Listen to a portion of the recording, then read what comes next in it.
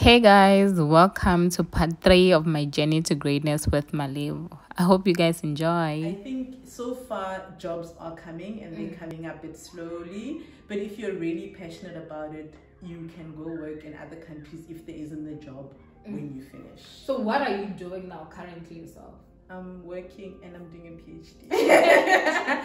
It's guys Scooby on this side. It's so hectic, yes. It's busy. So when you completed your master's, you did your internship, and then from your internship you did your PhD. Like you said that you're lecturing, yes. Right? And then you're lecturing, and then you also seeing clients. Yes. Like how are you seeing clients? Is it like another job? Is it like internship? Is it? So it's the same job. Essentially, it's hard to explain, but how genetics works, because it's a clinical kind of thing that you do. It's clinical, you see patients. We have to do teaching in a university. So I teach students, health sciences students. And then I also work in the hospital because I must do clinical training, which is training of interns and students. So we have interns and students. Oh, so you train students? Yeah.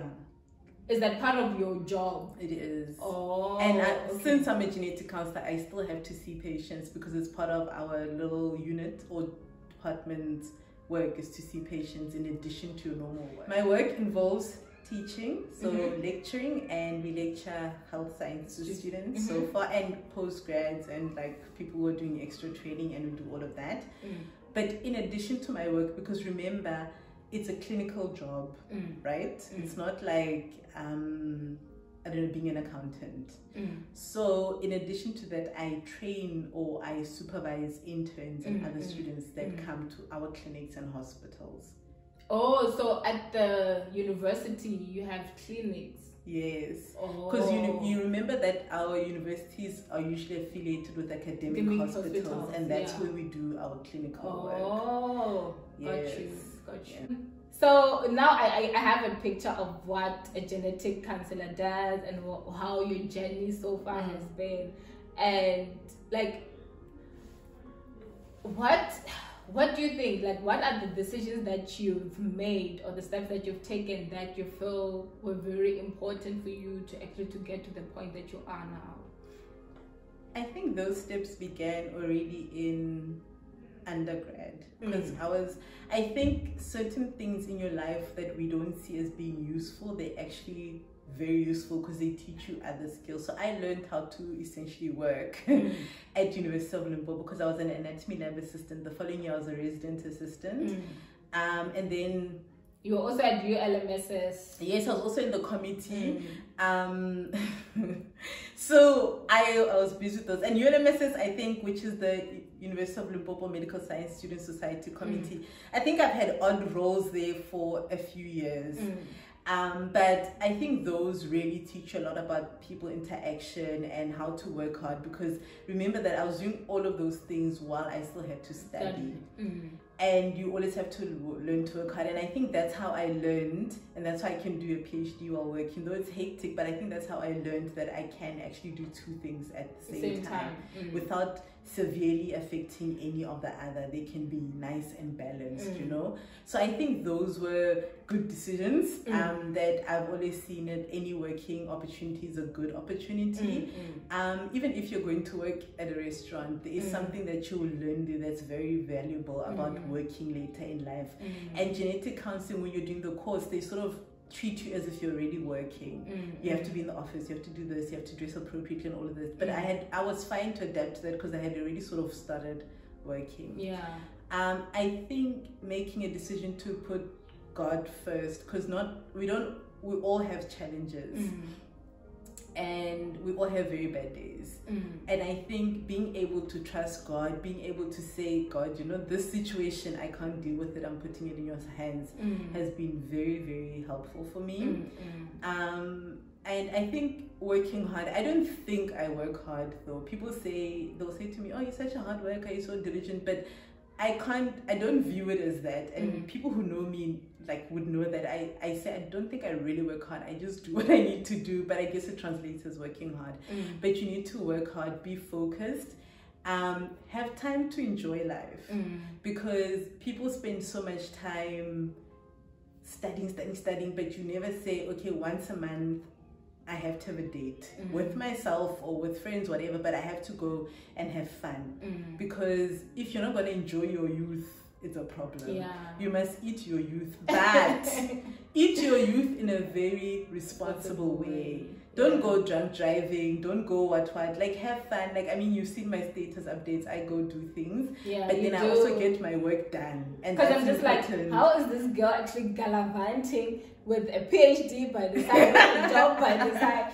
I'm just like, how are you doing it? No, I'm not gallivanting, guys. I'm refreshing, which is very important. I think you can get depressed when you're doing a PhD. I'm not gonna lie. If things get bad, mine has been a bit bad because of COVID and I can't recruit participants, and it's just been tricky. And even work, you have challenges, but you have to make time to say, on this day, I am dedicating this day every single month because I need to go and enjoy something in life to help me calm down. You know, I think I do something once every 2 weeks. That's nice. Either with my friend or with my cousin or by myself.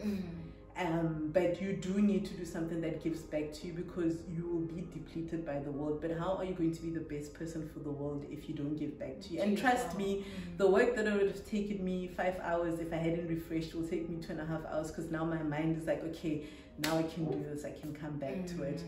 I think keeping a constant support system and keeping the people who are really supportive towards you around. Like, not everyone is fortunate to have their family be very supportive. So even if you don't have a very supportive family, but there's always that one person who can be supportive, who, like, I talk to my mom a lot, and my gran a lot on the phone per day. But at least I know every time I talk to them, we'll laugh, we'll do that. And that's important, because sometimes things are just too much and you need to keep people close to you. Yeah, sure. I like that, Malebo. And I'm not going to ask you what makes you so great, because you're like I shouldn't ask you, but should I ask you what makes you so great?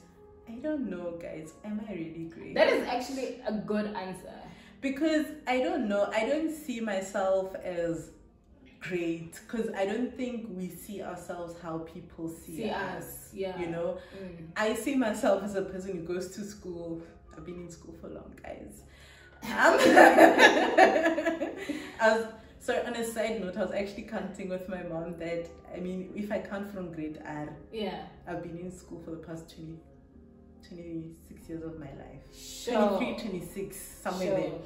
But what I think, what was your question? Oh, what makes me great? Yeah, I don't know. I think you must just work hard, know what you want in life, and remain focused. And everyone has challenges, which is important to remember that, you know.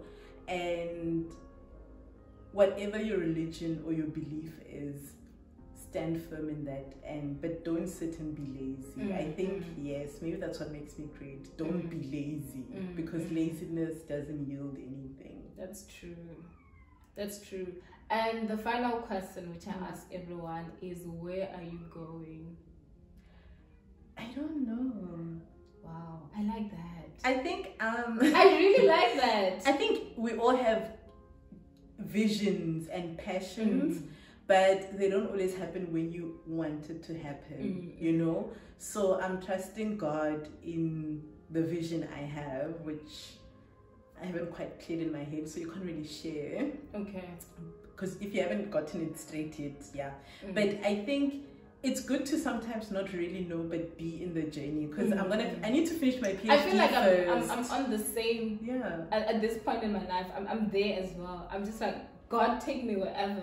And I need to finish my PhD first. Where am I going? Because I'm still registered at university. I can't be like, I'm going overseas next year, or I'm moving to this province if my PhD, because I really want to finish my PhD. Yeah.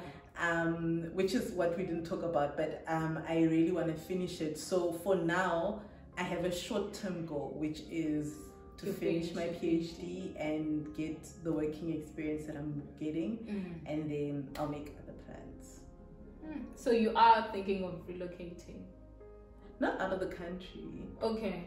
My passion for me and for genetic counseling. Oh, you do want to go South back Africa. home? Yes. Yes. It's in South Africa. My passion is here because majority of our people don't have access to genetic counselors. And as you said, I'm the first black genetic counselor. Another one is going to qualify soon. Yeah. So, and I'm very passionate about creating that awareness. We need more black people in it. That's why I'm always free to talk to people who need help with applying. But my passion is here.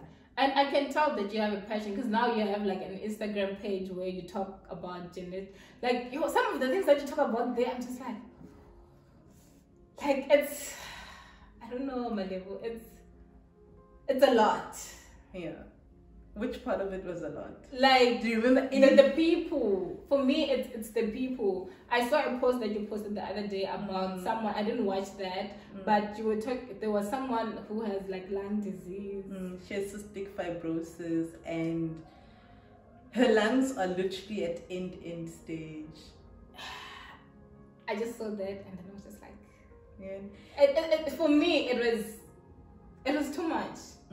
You know, like I felt you having to, like, you were just interviewing him. Yeah, so you find it very emotionally stressful. Yeah, definitely. Yeah. And she is looking for donations, and she is on the last stage. We're not sure if she's going to make it or if she's going to get the money for the medical expenses. Yeah. Like, that was taxing on me, honestly, like just to be watching that. And now I had to think about you posting that. How do you feel knowing that you've actually spoken to this person before? I think for me, I follow her on Twitter, where she posts more often, and I think it was, if I'm not mistaken, a few weeks ago where she actually disclosed that she's actually really not doing well. And it just makes you feel, I don't know, Risha, it makes you feel, I can't explain the emotion, but you're like, I spoke to this person, such a vibrant person. Yes, as a genetic counselor, knowing all the medical and genetic information about this condition, this is inevitable, right? And I tell myself things like, yeah, and she's made it quite far in terms of her age with this condition. But yet again, you go, but I spoke to this person and I had hoped that some miracle would happen. And I think it makes me reflect on how our patients always have that hope, and seeing her situation, because we would be thinking, no, maybe this patient has denial, but her situation made me realize that it's not denial, because I had hope for her. I knew the information, but I had hope that God will save her, you know, lungs will work. But her story is not an uncommon story of people with certain genetic conditions where there is no cure, where they need life-saving whatever. I was reading another sad story on Rare Diseases South Africa, and they posted a child who had some genetic condition, had needed treatment, and medical aid was taking long to approve, or something like that, and they actually died before that because the treatment of some of these genetic conditions cost so, I don't know if it was genetic or it was either rare or genetic, but you can be paying like $1 million, $2 million for treatment per year for that person, you know. So I think even though it was very hard, and obviously I had a few weeks to just think about it before I posted. Even when they asked for the lungs, I couldn't post immediately because I don't know, I just had to take time to just think about the reality of the situation. But then I remembered that I created this page for awareness, and people do need to see that on the other side of the interviews there's the real life difficulties that our patients and other people go through. Yo, I've seen that. Another touching story was the lady, I forgot her name, she's Venda. Yes. And she's so positive, and she's, yeah, like the work that you do, it's great, and it's getting dark here. Anyways, guys, Malebo has an Instagram page. If there are more questions that you want to ask her, one question that I just want to ask you, how did you find your studies up to PhD now? From I had NRF, and I had UCT Merit. Oh, okay. So guys, study hard, work hard in your undergrad, so that when you apply for degrees, that moment you're applying for masters, ask the supervisor of wherever you're applying for that, or the course convener, do you guys have things such as merit bursary? Because they have due dates. UCT, the due date is the year before, so not when you register. And then at least try to get a 70, I think, and you can sort of qualify and hopefully you'll get one. So I was funded by UCT and I still am merit. Oh, that's and nice. The NRF, but NRF stopped funding me because I'm working, and also I wanted an extension because of COVID, because I couldn't work last year. Okay. Okay, so merit, and I've just applied. And also, I remember when I came to UCT, I didn't get the merit because I had not applied for it, which was so sad. But luckily, I had an NRF. So, Malebo, thank you so much for coming, for making time in your busy schedule to come and grace us with your wisdom. Oh, Lord. So, guys, I'll link the link to Malebo's Instagram. Like, it's incredible the things that she shares there. She also has like interviews with different people where they talk about genetic diseases, creating awareness. Yeah, I still love genetic counseling. I don't know if I will get there one day. I don't know, but if you need someone to volunteer, please. Yeah. Anyways, guys, thank you so much for watching. Please like, please subscribe, please share with everyone on Twitter, on Instagram, on Facebook, on WhatsApp. Just share and let's get the awareness out there. Hope to see you guys in my next video. Bye.